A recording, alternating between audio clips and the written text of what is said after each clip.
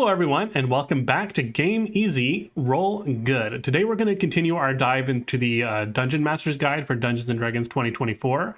They have a small blurb in the Dungeon Master's Toolbox about how to deal with character death, so we're going to look into that. But before we get started, if you are a new viewer to this channel or a returning viewer and you haven't quite hit that subscribe button yet, please consider hitting that subscribe button, either now or at some point during the video. It helps me out quite a bit. Yeah, we're going to talk about character death today, so let's go ahead and get started and see what it's about. We're going to start with the different ways that characters can die in Dungeons & Dragons, starting with things that cause instant death. One thing that they didn't explicitly say pre-2024 is that monsters now instantly die when they drop to 0. The DM can, of course, still decide otherwise. But the default setting now is that monsters die when they hit 0. They don't go into death saves or anything like that. But if a DM wants to allow a certain special or an important NPC to last longer, they can go into death saving throws and kind of go that route with it. But by default, monsters will die instantly when they hit 0. And then your hit point maximum being reduced to 0 is now part of the actual subheading for instant death in the player's handbook. This was actually not in that part of the player's handbook in 2014. This was always tied to features that reduced your maximum hit points, such as the Demi-Lich's energy drain. I think Banshees also, not Banshees, but Succubus or something like that, I think also have one. Maybe Banshees have one, I don't know. But the fact that you would die if your hit points reduced to 0 was always part of those effects and was not part of the instant death mechanics. But now it technically is, and I think that is significant. I think we'll touch on that a little bit later. And then the last thing that can cause instant death is, of course, massive damage. So if damage would reduce you to 0 hit points and the remaining damage totals your maximum hit points, then you would die instantly. So for example, if you had 6 hit points left and you had 12 maximum hit points and you took 18 damage, the 6 hit point, 6 of that damage would drop you to 0, and the remaining 12 would equal your maximum hit points, so that would kill you instantly. This is usually only relevant in the early game when your hit point totals are lower, but by the time you get to like level 5 and up, it's usually much harder to run into that situation. Not impossible, but definitely the higher in levels you go, the less likely it is that you could take so much damage that you would just die instantly, even if you're at 0. The rules for death saving throws are exactly the same as they were in 2014. And then I also wanted to just point out the different spells that can cause players or creatures to die instantly. Of course, Disintegrate is one where if you're reduced to 0, you are just turned to dust. You don't get to make any death saving throws or anything like that. And then, of course, everyone knows Power Word Kill. If you have 100 hit points or less when the spell is cast on you, you just die. It doesn't do damage. You are just dead, even if you have, hit points left. And then similar to Power Word Kill, there's the spell Divine Word, which is a cleric spell, where when they cast the spell, creatures within range have to make a charisma saving throw, and then there's different effects based on what their current health total is. And if you have 20 hit points or less remaining, then you would just die instantly. So we're going to move on to what the Dungeon Master's Guide actually says about players dying, when we're going to start with how we return from beyond. So we're talking about resurrection spells. If a player's character passes away, then they should work with their DM to determine what happens next. The first obvious option might be resurrection through some way. Spells like Revivify or Resurrection can restore a character to life. However, there might be circumstances where this isn't possible, where maybe the body isn't attainable. Maybe they were disintegrated, for example, or maybe they weren't technically killed, but they were encased in like a block of ice, sort of like a petrification, and then they can't move that block of ice because it's too big and too heavy, and you're kind of in the bottom of a dungeon and you can't get it out, and so you just kind of have to leave them there, unfortunately. But if their body is retrievable and you can take it with you, but you don't have the spells, then it's up to the DM to determine how readily available those kinds of services are to the players. If there's certain temples that they can take them to, how much that costs, and what they have to do to get that done. Then there's also the possibility that the player who had their character die might just be like, you know what, I'm fine with that. I'll go ahead and start a new character. I wanted to try something different anyway. So then the Dungeon Master's Guide in 2024 suggests that the incoming character should be of the same level and have similar gear to the rest of the party as far as like how many magic items they have and things like that. There's also something that was removed from the Dungeon Master's Guide in 2024, and it wasn't technically removed, it was just actually moved to the player's handbook. And that was sort of the rule that a player who's being resurrected knows who is resurrecting them and can choose whether or not they want to be resurrected.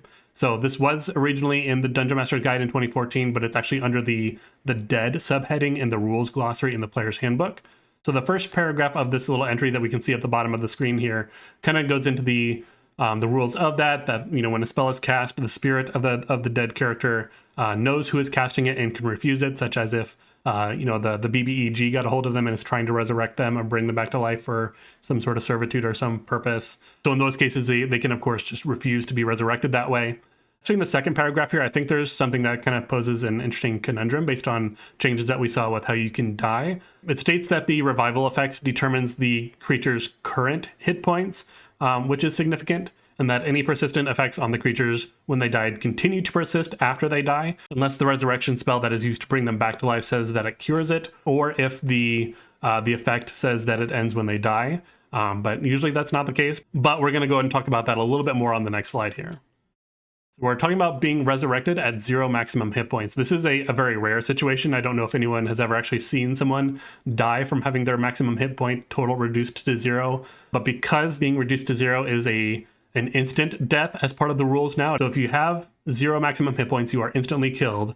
And then some of those effects that reduce maximum hit points can only have the hit points be restored in a certain manner. Not all of them come back on a long rest. Some of them might require being targeted with like greater restoration. Some of them might require wish. So we saw that the rules glossary for dead says that spells and effects that bring creatures back to life determine the current hit points. And then if you were to look up hit points in the rules glossary for the Player's Handbook in 2024, it says your current hit points can't be higher than your maximum hit points. So if you have 0 maximum hit points, you can't have 1 current hit point and 0 maximum hit points. So if a character were to die as a result of having their maximum hit points reduced to 0, and let's say that effect can only be removed by let's say greater restoration, if they have Revivify cast on them to get them back up at 1 hit point, they died as a result of having 0 maximum hit points. That effect still persists on them through death. So if they haven't had greater restoration cast on them, when Revivify is cast on them, they'll either come back to life and then instantly die again, or it'll just fizzle in some way. Either way, the end result is that they're still dead and that spell slot is gone. I think the only possible resurrection spell that could get rid of it is maybe True Resurrection, as it does say that it removes all magical contagions. Things that reduce your hit points to 0 don't fall under magical contagions within the DMG's DM toolbox, but I think I would consider it that, and I think it is like a 9th level spell or something like that. So I would certainly allow True Resurrection to cure that. But all the other ways to resurrect a dead character don't really have those effects. Some of them cure some things, but none of them cure certain magical contagions, I guess, as they call them. Reincarnation might do it since it gives you a whole new body. But if you're ever in this situation, this rare situation that could happen where someone dies as a result of their maximum hit points being reduced to 0, you would need to figure out how long does that last or how do we get rid of that before you resurrect them, or you need to use something like True Resurrection to get them up again. So that is just a new situation that has more concrete rules around it, whereas a lot less clear in pre-2024 rules. So if you are in that situation now, that's kind of how you would need to approach it. So the Dungeon Master's Guide has some just kind of general positive advice about how to approach a character's death in your games if you are the Dungeon Master. And I'm also going to link in the description down below to an episode of the Eldritch Pod Blast recently where Jack and Mags talked about character death in their games and how they handle it, kind of how to approach it. It really does align a lot with what is in the Dungeon Master's Guide, and if you are interested in watching that, if you maybe haven't seen that episode yet, or if you just haven't heard of them for whatever reason, they have a really great sort of podcast style channel where they talk about either sort of horror stories or just kind of things about Dungeons and Dragons or things like that. Really great channel. You should definitely check them out if you haven't already. So the Dungeon Master's Guide starts off with the obvious that players can get, of course, very attached to their characters, and the idea of losing that character can be sort of a very sensitive moment for them. So you want to make sure that how you handle character death in your games is very clear from the beginning, even before they create their characters, because even character death can be a hard limit for some characters, where a hard limit would be they just don't want to approach it in their game. They want, if their character will end in some way, they don't want it to be a permanent loss. There should be something else that happens. And there's even a suggestion in the Dungeon Master's Guide about how to have sort of like non-death in your game, but still taking them out of commission in some way. And it's also just important to do this ahead of time before they create their character, because if you're going to say, we're going to go into this short adventure, this is going to be a meat grinder, I'm going to be trying to kill your characters all the time, that lets the player know that I should create a character that I'm not sort of invested in. I should just create something that I think is kind of fun to play, mechanically maybe, and we'll just kind of go through that. So that way it's just kind of fair for everyone because they kind of know what they're getting into beforehand. And then the Dungeon Master's Guide continues to offer a few bullet points about how to keep death fair. The first of which is to not fudge in the monster's favor. So normally, DMs might roll behind the screen, or if you're on a virtual tabletop, you might not be rolling in the main chat log because you don't want the players to see kind of what the monsters are doing and what their save bonuses are and attack bonuses are, things like that. But if you're in a situation where the stakes are lethal, it can actually be helpful to roll in front of the table, not only because it shows that you are being very transparent with your players, but it also just creates a moment of sort of heightened tension and stakes at the table where everyone is kind of very invested in that moment because it's not something that normally happens. The second point that they make is to, of course, keep personal grudges out of it. So if you're in a situation where maybe you may be mad at one of your friends who's playing your games, so maybe if you're in a situation where you're mad at one of your friends who's in your games and you shouldn't just attack them more during combat because you're not feeling great with them. We all play this game maybe as a little bit of escapism from real life, so we all want to have fun here. So keep personal grudges out of it and leave that for your commander game afterwards, if you play Magic the Gathering. And then the third bullet point is to give numerous warnings. In the DMG, it says that you should say things like, "Are you sure?" But I think even the phrase like, "Are you sure?" or "Do you really want to do that?" or "You touch the door." And I think that those things have basically just become more of a meme than anything. They've kind of lost the edge of saying, "Are you sure? Do you want to do that?" Because it's hard to tell if your DM is actually joking or not. So I think this is a situation where you might need to be even more explicit than that. But I think if you watch Dimension 20, I think this is something that Brendan Lee Mulligan does exceptionally well, where whenever there is a role that has a ton of risk on it, he will lay out every consequence of failing that role.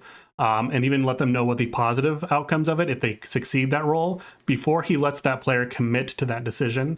And I think that's just something that's really helpful in those situations where maybe it's not super clear what the consequences of their actions are, and he wants to give them the benefit of the doubt, where maybe they aren't seeing things that their character should be more aware of. And then the last bullet point here is just, of course, to keep encounters fair. And what this is mostly referring to is encounters where maybe you specifically designed it to be unwinnable. And this kind of doubles back on the previous one, is to give fair warnings. If an encounter is designed to be unwinnable, that should be clear from the jump so that the players know how to act in that situation and they can make the appropriate decisions to get their characters away from it. Unless you're supposed to be killing them on purpose and then resurrecting them later. But if the whole point of that encounter is to be unwinnable and then for it to escape it somehow, they need to know that from the jump, and either you let them know above table or you give tons and tons of clues in game that this is not something that you should be trying to fight your way out of. But what happens when you do have a character that goes down? So the Dungeon Master's Guide addresses the fact that making death saves is kind of boring. So they offered a little bit of advice that, of course, I'm pretty sure, a lot of people in the community have maybe already been doing, but maybe if you haven't, you can work this sort of thing into your games. So again, rolling death saves is very boring, and it can be even more boring if a DM is rolling it behind the screen to kind of keep the tension of how many death saves that person has succeeded or failed. So the Dungeon Master's Guide suggests that allowing a character a chance to explore their character a little more in that moment by recalling memories or visions as they cling to life. So, for example, if the save succeeds, you might ask that player to recall a memory or vision that would inspire their soul to stay in the body rather than move on to a different plane of existence. And on the other hand, if the save fails, you can ask that player to recall a memory that stirs up maybe a vision of grief or shame that might worsen their condition. Or if they want a more positive spin on it, it could be a vision of a loved one who has already passed that is kind of beckoning them to the other side.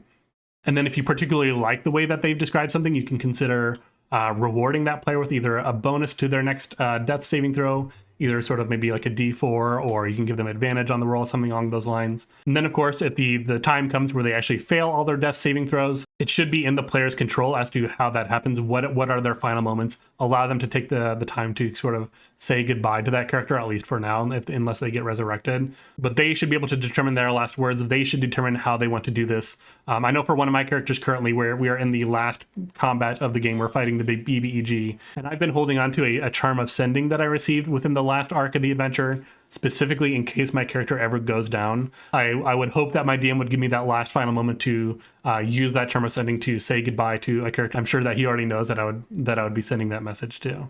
And then I talked about previously how the Dungeon Master's Guide has a sort of alternative for players who maybe don't want their character to be ever permanently dead. Maybe that's just, again, a hard limit for them.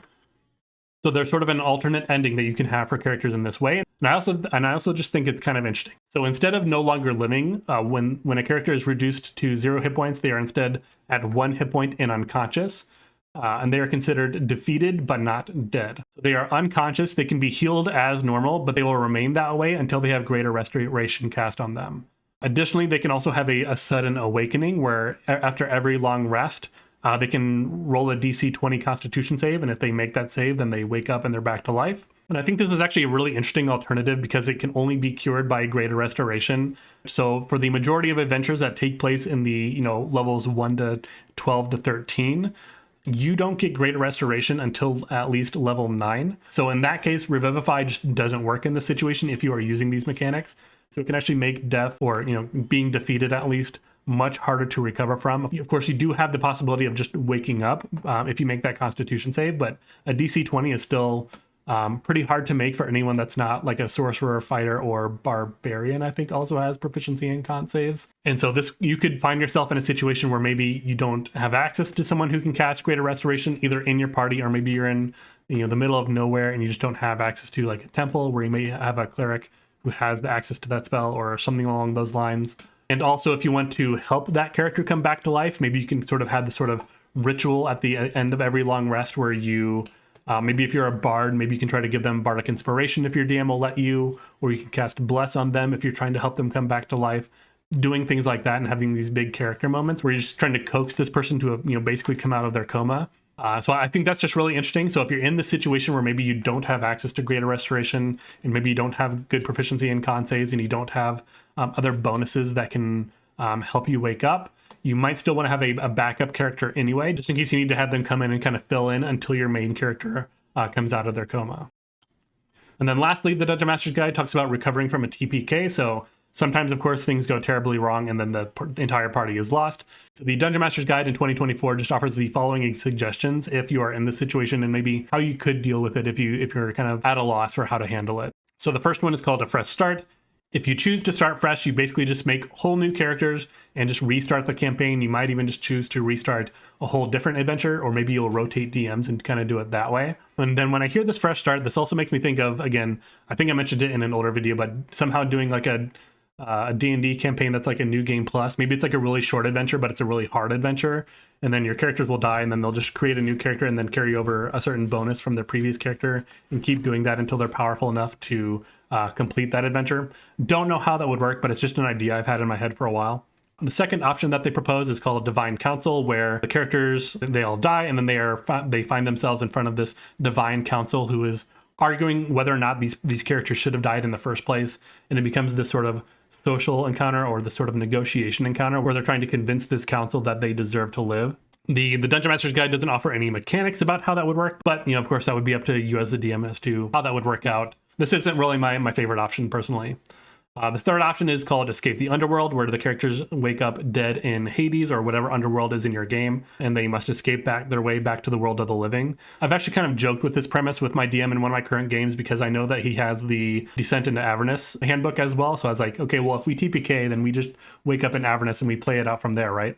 Just something that you could do if you really wanted to continue the adventure and stay with the same characters, but kind of take a little detour and have this sort of side quest to escape from the Hells or some other, lower plane.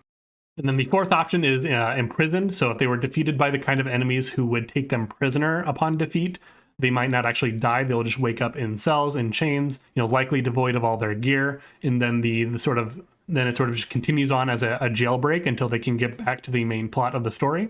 This is more of a situational one, because not every monster is going to be the kind of monster that takes prisoners, but in certain situations, it is a definite possibility. The fifth option is called Raised by Another, where a mysterious benefactor resurrects these characters because they either want them sort of in debt to them, they want them to do a favor for them, or perhaps they just believe that these characters were kind of destined for greater purpose and they shouldn't have gone out that way. It is a little bit more of a Deus Ex in that way. And this is also a situation where if the players are aware of the role that they can turn down being resurrected because they know who's resurrecting them, you might kind of run into conflict that way. Although maybe in that situation, the person who's raising them starts with the person who is most likely to want to come back regardless. And then that person can help coax the other ones back to the land of the living and then continue from there. And then the last one that they suggest is called the rescue mission, where whether the characters are died or maybe imprisoned, and if they're imprisoned, then they're just completely incapacitated and can't get out. You have sort of the side quest where they create temporary characters who go out and kind of rescue the characters and retrieve their bodies or break them out of the jail wherever they're at, and go from there. So those are all the different suggestions that they made. That is all the information about death in the new Player's Handbook, as well as the Dungeon Master's Guide for 2024. So let me know what you think about the new things that are here. If you are a DM and you've had parties who have TPK'd, how did you recover from those? Did you just end the campaign there and say, we're just going to start something new? Did you decide to kind of reroute the campaign and kind of have a side quest to get back to the normal plot line? I'd definitely be interested to know that. What do you think about the maximum hit points now being a part of instant death? I know it probably doesn't come up often. If you've ever had a character, or if you've ever been a character or known a character that has died from their maximum hit points being reduced, let me know how that worked out. Because now, again, in the 2024 rules, if you die that way and that maximum hit point can only be removed in a very certain way, you can't resurrect them by most normal means. You need to get rid of that maximum hit point reduction effect first and then resurrect them. So let me know what you think about all that down in the comments. And again, while you're going down to those comments, please hit that like button. Again, if you are a new viewer to these videos or a returning viewer and you haven't hit that subscribe button yet, please consider hitting that subscribe button. It helps me out quite a bit.